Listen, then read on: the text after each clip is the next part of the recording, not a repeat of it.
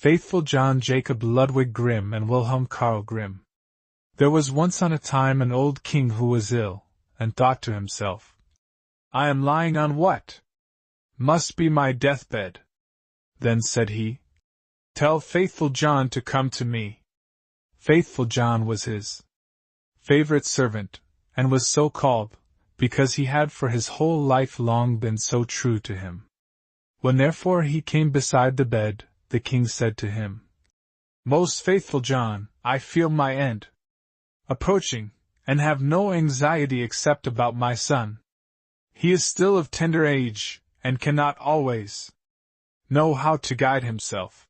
If thou dost not promise me to teach him everything that he ought to know, and to be his foster father, I cannot close my eyes in peace." Then answered Faithful John, "I will not forsake him, and will serve him with fidelity, even if it should cost me my life." On this the old king said, "Now I die in comfort and peace." Then he added, "After my death thou shalt show him the whole castle, all the chambers, halls, and vaults, and all the treasures which lie therein, but the last chamber in the long gallery, in which is the picture of the princess of the golden dwelling, shalt thou not show. If he sees that picture, he will fall violently in love with her, and will drop down in a swoon, and go through great danger for her sake, therefore thou must preserve him from that." And, when Faithful John had once more given his promise to the old king about this, the king said no more, but laid his head on his pillow, and died. When the old king had been carried to his grave, Faithful John told the young king all that he had promised his father on his deathbed, and said, "This will I assuredly perform, and will be faithful to thee as I have been faithful to him, even if it should cost me my life." When the mourning was over, Faithful John said to him, "It is now time that thou shouldst see thine inheritance. I will show thee thy father's palace." Then he took him about everywhere, up and down, and let him see all the riches and the magnificent apartments. Only there was one room which he did not open, that in which hung the dangerous picture. The picture was, however, so placed that when the door was opened you looked straight on it, and it was so admirably painted that it seemed to breathe and live, and there was nothing more charming or more beautiful in the whole world. The young king, however, plainly remarked that Faithful John always walked past this one door, and said, "Why dost thou never open this one for me?" "There is something within it," he replied, "which would terrify thee." But the king answered, "I have seen all the palace, and I will know what is in this room also." And he went and tried to break open the door by force. Then Faithful John held him back and said, "I promise thy father before his death that thou shouldst not see that which is in this chamber. It might bring the greatest misfortune on thee and on me." "Ah, no," replied the young king. "If I do not go in, it will be my certain destruction. I should have no rest day or night until I had seen it with my own eyes. I shall not leave the place now until thou hast unlocked the door." Then Faithful John saw that there was no help for it now, and with a heavy heart and many sighs sought out the key from the great bunch. When he had opened the door, he went in first, and thought by standing before him he could hide the portrait so that the king should not see it in front of him. But what availed that? The king stood on tiptoe, and saw it over his shoulder. And when he saw the portrait of the maiden, which was so magnificent and shone with gold and precious stones, he fell fainting to the ground. Faithful John took him up, carried him to his bed, and sorrowfully thought, "The misfortune has befallen us, Lord God, what will be the end of it?" Then he strengthened him with wine, until he came to himself again. The first words the king said were, "Ah, the beautiful portrait! Whose is it?" "That is the princess of the golden dwelling," answered faithful John. Then the king continued, My love for her is so great, that if all the leaves on all the trees were tongues, they could not declare it. I will give my life to win her. Thou art my most faithful John, thou must help me. The faithful servant considered within himself for a long time how to set about the matter, for it was difficult even to obtain a sight of the king's daughter. At length he thought of a way, and said to the king, Everything which she has about her is of gold, tables, chairs, dishes, glasses, bowls, and household furniture. Among thy treasures are 5 tons of gold. Let one of the goldsmiths of the kingdom work these up into all manner of vessels and utensils, into all kinds of birds, wild beasts, and strange animals, such as may please her, and we will go there with them and try our luck. The king ordered all the goldsmiths to be brought to him, and they had to work night and day until at last the most splendid things were prepared.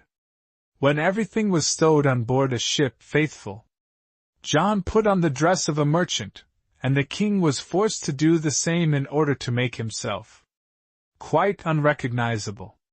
Then they sailed across the sea, and sailed on until they came to the town wherein dwelt the princess of the golden dwelling. Faithful John bade the king stay behind on the ship, and wait for him. Perhaps I shall bring the princess with me, said he. Therefore see that everything is in order, have the golden vessels set out, and the whole ship decorated. Then he gathered together in his apron all kinds of gold things, went on shore and walked straight to the royal palace. When he entered the courtyard of the palace, a beautiful girl was standing there by the well with 2 golden buckets in her hand, drawing water with them. And when she was just turning round to carry away the sparkling water, she saw the stranger, and asked who he was. So he answered, I am a merchant, and opened his apron, and let her look in. Then she cried, Oh, what beautiful gold things! And put her pails down, and looked at the golden wares one after the other. Then said the girl, The princess must see these, she has such great pleasure in golden things, that she will buy all you have. She took him by the hand and led him upstairs, for she was the waiting maid. When the king's daughter saw the wares, she was quite delighted, and said, They are so beautifully worked, that I will buy them all of thee.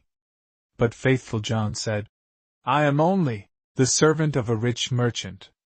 The things I have here are not to be compared with those my master has in his ship. They are the most beautiful and valuable things that have ever been made in gold. She wanted to have everything brought to her there, but he said, There are so many of them that it would take a great many days to do that, and so many rooms would be required to exhibit them, that your house is not big enough. Then her curiosity and longing were still more excited, until at last she said, Conduct me to the ship, I will go there myself, and behold the treasures of thine master. On this faithful John was quite delighted, and led her to the ship, and when the king saw her, he perceived that her beauty was even greater than the picture had represented it to be, and thought no other than that his heart would burst in twain. Then she got into the ship, and the king led her within. Faithful John, however, remained behind with the pilot, and ordered the ship to be pushed off, saying, Set all sail, till it fly like a bird in air. Within, however, the king showed her the golden vessels, every one of them, also the wild beasts and strange animals. Many hours went by whilst she was seeing everything, and in her delight she did not observe that the ship was sailing away. After she had looked at the last, she thanked the merchant, and wanted to go home, but when she came to the side of the ship, she saw that it was on the deep sea far from land, and hurrying onwards with all sails set. Ah! Cried she in her alarm. I am betrayed! I am carried away and have fallen into the power of a merchant. I would die rather The king, however, seized her hand, and said, I am not a merchant. I am a king, and of no meaner origin than thou art, and if I have carried thee away with subtlety, that has come to pass because of my exceeding great love for thee. The first time that I looked on thy portrait, I fell fainting to the ground. When the princess of the golden dwelling heard that, she was comforted, and her heart was inclined unto him, so that she willingly consented to be his wife. It so happened, however, while they were sailing onwards over the deep sea, that faithful John, who was sitting on the forepart of the vessel, making music, saw 3 ravens in the air, which came flying towards them. On this he stopped playing and listened to what they were saying to each other, for that he well understood. One cried, Oh, there he is carrying home the princess of the golden dwelling. Yes, replied the second. But he has not got her yet, said the third. But he has got her, she is sitting beside him in the ship. Then the first began again, and cried, What good will that do him?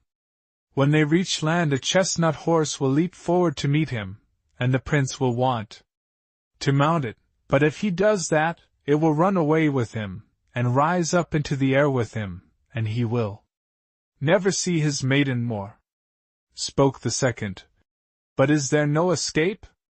Oh yes, if anyone else gets on it swiftly, and takes out the pistol which must be in its holster, and shoots the horse dead with it, the young king is saved. But who knows that? And whosoever does know it, and tells it to him, will be turned to stone from the toe to the knee. Then said the second, I no more than that. Even if the horse be killed, the young king will still not keep his bride. When they go into the castle together, a wrought bridal garment will be lying there in a dish, and looking as if it were woven of gold and silver. It is, however, nothing but sulphur and pitch, and if he put it on, it will burn him to the very bone and marrow. Said the third, Is there no escape at all? Oh yes, replied the second. If any one with gloves on seizes the garment, and throws it into the fire and burns it, the young king will be saved. But what avails that? Whosoever knows it and tells it to him, half his body will become stone from the knee to the heart. Then said the third, I know still more. Even if the bridal garment be burnt, the young king will still not have his bride. After the wedding, when the dancing begins and the young queen is dancing, she will suddenly turn pale and fall down as if dead, and if someone does not lift her up and draw 3 drops of blood from her right breast and spit them out again, she will die. But if anyone who knows that were to declare it, he would become stone from the crown of his head to the sole of his foot. When the ravens had spoken of this together, they flew onwards, and faithful John had well understood everything, but from that time forth he became quiet and sad, for if he concealed what he had heard from his master, the latter would be unfortunate, and if he discovered it to him, he himself must sacrifice his life. At length, however, he said to himself, I will save my master, even if it bring destruction on myself. When therefore they came to shore, all happened as had been foretold by the ravens, and a magnificent chestnut horse sprang forward.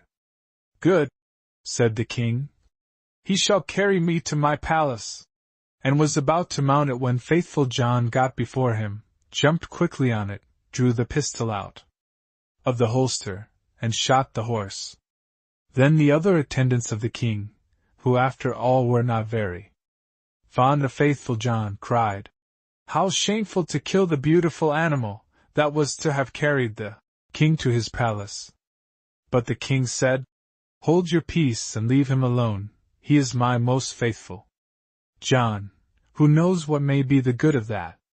They went into the palace, and in the hall there stood a dish, and therein lay the bridal garment looking no otherwise than as if it were made of gold and silver.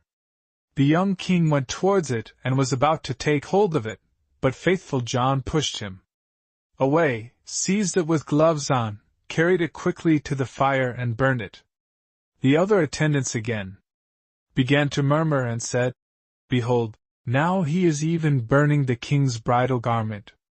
But the young king said, "Who knows what good he may have done? Leave him alone. He is my most faithful John." And now the wedding was solemnized, the dance began, and the bride also took part in it. Then faithful John was watchful and looked into her face, and suddenly she turned pale and fell to the ground, as if she were dead. On this he ran hastily to her, lifted her up and bore her into a chamber. Then he laid her down, and knelt and sucked the 3 drops of blood from her right breast, and spat them out. Immediately she breathed again and recovered herself, but the young king had seen this, and, being ignorant why faithful John had done it, was angry and cried, "Throw him into a dungeon." Next morning faithful John was condemned, and led to the gallows, and when he stood on high, and was about to be executed, he said, "Every one who has to die is permitted before his end to make one last speech. May I too claim the right?" "Yes," answered the king. "It shall be granted unto thee." "Then," said faithful John, "I am unjustly condemned, and have always been true to thee." And he related how he had hearkened to the conversation of the ravens when on the sea, and how he had been obliged to do all these things in order to save his master. Then cried the king, "Oh, my most faithful John! Pardon, pardon, bring him down." But as faithful John spoke the last word he had fallen down, lifeless and become a stone. Thereupon the king and the queen suffered great anguish, and the king said, "Ah, how will I have requited great fidelity," and ordered the stone figure to be taken up and placed in his bedroom beside his bed. And as often as he looked on it he wept and said, "Ah, if I could bring thee to life again, my most faithful John." Some time passed, and the queen bore twins, 2 sons who grew fast and were her delight. Once when the queen was at church, and the 2 children were sitting playing beside their father, the latter, full of grief, again looked at the stone figure, sighed and said, "Ah, if I could but bring thee to life again, my most faithful John." Then the stone began to speak and said, "Thou canst bring me to life again if thou wilt use for that purpose what is dearest to thee." Then cried the king, "I will give everything I have in the world for thee." The stone continued, "If thou wilt cut off the heads of thy 2 children with thine own hand, and sprinkle me with their blood, I shall be restored to life." The king was terrified when he heard that he himself must kill his dearest children, but he thought of faithful John's great fidelity, and how he had died for him, drew his sword, and with his own hand cut off the children's heads. And when he had smeared the stone with their blood, life returned to it, and faithful John stood once more safe and healthy before him. He said to the king, "Thy truth shall not go unrewarded," and took the heads of the children, put them on again, and rubbed the wounds with their blood, on which they became whole again immediately, and jumped about, and went on playing as if nothing had happened. Then the king was full of joy, and when he saw the queen coming, he hid faithful John and the 2 children in a great cupboard. When she entered, he said to her, "Hast thou been praying in the church?" "Yes," answered she, "but I have constantly been thinking of faithful John and what misfortune has befallen him through us." Then said he, "Dear wife, we can give him his life again, but it will cost us our 2 little sons, whom we must sacrifice." The queen turned pale, and her heart was full of terror, but she said, "We owe it to him, for his great fidelity." Then the king was rejoiced that she thought as he had thought, and went and opened the cupboard, and brought forth faithful John and the children, and said, God be praised, he is delivered, and we have our little sons again also, and told her how everything had occurred. Then they dwelt together in much happiness until their death. The end.